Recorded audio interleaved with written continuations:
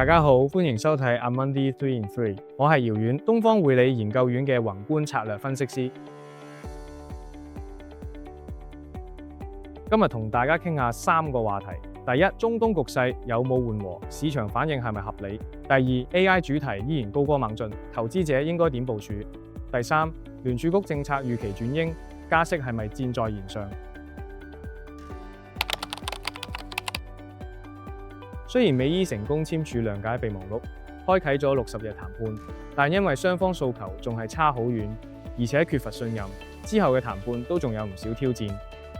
對投資者嚟講，最關心嘅核心問題就係霍爾木茲海峽可唔可以重新通航？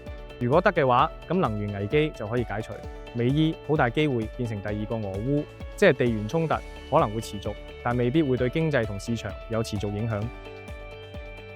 最近油價大跌，反映市場預期好樂觀。我哋認為，即使海峽逐步開放，能源市場供應同需求嘅修復都仲要啲時間。更加唔好講通航係咪順利同可持續，仲有好大嘅不確定性。由於而家油價已經大致回到戰前水平，而能源市場已經喺過去3個月發生巨大變化，我哋認為油價嘅風險中樞已經明顯上移。我哋維持布倫特原油年底每桶90蚊美金嘅預測。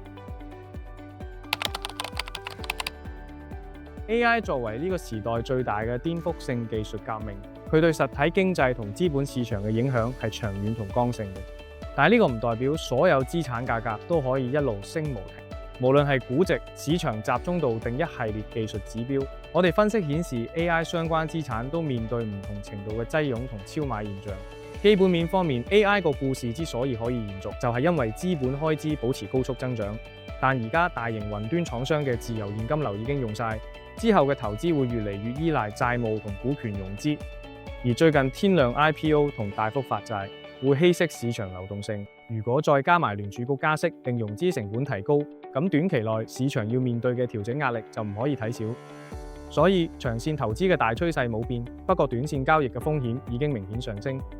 我哋建議投資者要注重風險管理，對於集中度高同估值偏高嘅資產要留意倉位控制。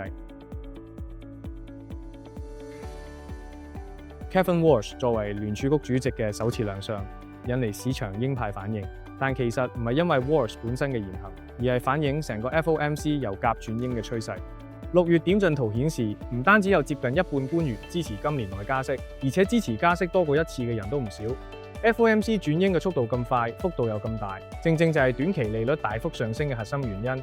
雖然加息風險明顯提升，我哋嘅基礎假設都仲係認為聯儲局今年下半年會保持觀望，唔會有動作。我哋認為之前能源價格上升係聯儲轉鷹嘅主要推手之一，但而家油價已經大幅回落 ，CPI 回落可能會為聯儲局爭取多啲時間去觀察數據。